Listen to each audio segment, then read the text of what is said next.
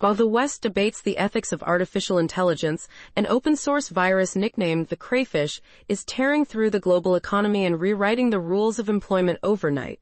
While the world was distracted by the latest chatbot updates, a massive shift occurred in the heart of the tech world. In the streets of Shenzhen, outside the headquarters of major tech giants, a new phenomenon has taken hold. It is called OpenClaw, but the internet has given it a much more visceral name. They call it the CrayFish. In the last 72 hours, this project has become the fastest-growing software initiative in human history, eclipsing the early growth rates of legendary projects like Linux and React. This is not just another piece of code or a simple conversational interface. It is an autonomous AI agent designed to take total control of a computer system. It can move your mouse, operate your keyboard, and navigate complex software environments just like a human would. The fever surrounding OpenClaw is unlike anything we have seen in the software industry. Engineers in China are setting up physical booths to distribute installations to the public. Treating software like a revolutionary movement, the framework gives an artificial intelligence a physical presence within the digital world.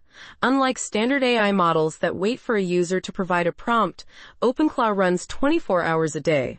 It takes real-time screenshots of the display, analyzes the visual data, and executes workflows across multiple applications without any human intervention.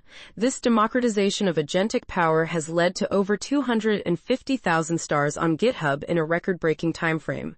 Major cloud providers like Alibaba and Baidu have already integrated one-click deployment because the demand is simply too high to ignore. In local tech circles, they call this raising a lobster. Users are training these agents to manage stock portfolios, design entire presentation decks, and handle thousands of emails while the owners sleep. This technological surge in the East is directly colliding with a brutal reality in the West. On a recent Friday, Jack Dorsey, the founder of Twitter and the leader of the financial giant block, initiated what many are calling a corporate amputation. He eliminated 4,000 jobs, slashing his workforce from 10,000 down to 6,000 in a single move. In his communication to shareholders, Dorsey did not blame a cooling economy or high interest rates. He was remarkably transparent, stating that intelligence tools have fundamentally changed what it means to build and run a company. He argued that a significantly smaller team can now achieve more than a massive workforce by leveraging these tools. This is the smoking gun that the labor market has been fearing. For years, executive leadership blamed layoffs on overhiring during the pandemic. Dorsey has broken that silence, admitting that the technology is now good enough to make thousands of high-level professionals obsolete. The February job bloodbath is not limited to a single company.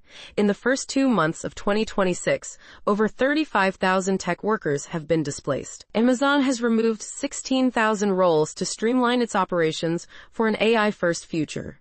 Meta has cut over 1,000 positions from its Reality Labs division to redirect capital toward AI infrastructure. Even Oracle is reportedly preparing for massive reductions to offset the staggering electricity costs required to run their new AI data centers. We are witnessing a fundamental shift where human salaries are being traded for compute power. The logic is simple and cold.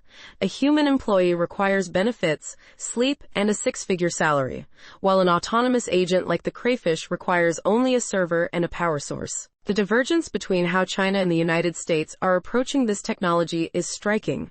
In China, the CrayFish is being treated as a consumer product for the masses. At the recent Mobile World Congress in Barcelona, Chinese firms showcased what they call Embodied AI. Xiaomi introduced a competitor to OpenClaw that integrates with mobile cameras to track physical movements and perform real-world tasks. ZTE revealed an emotional companion robot designed to provide psychological support to professionals. Agibot has released the X2 series of humanoids, which are designed to make advanced robotics as accessible as a standard laptop. The strategy in the East appears to be building a world where every individual has a personal robot army. In contrast, the Western strategy currently focuses on corporate efficiency, where the robot army is owned by the employer to replace the middle-class workforce. This shift has given rise to a new movement known as Vibecoding. This is the practice of using tools like DeepSeek and OpenClaw to generate complex, custom applications simply by describing the desired outcome. You no longer need to understand syntax or memory management to build software. You only need to provide the vibe or the vision. Families are already using these agents to automate their children's education and simulate immersive environments at home. The barrier to entry for high-level technical work has collapsed. The CrayFish does not care about a degree from an elite university.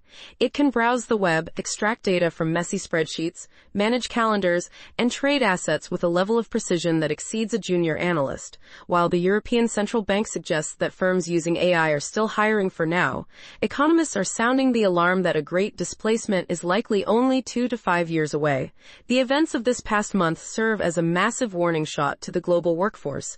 Jack Dorsey proved that a company can shed 40% of its staff and see its stock price jump 20% the next day. Wall Street is no longer looking for headcount as a sign of strength. It is looking for automation.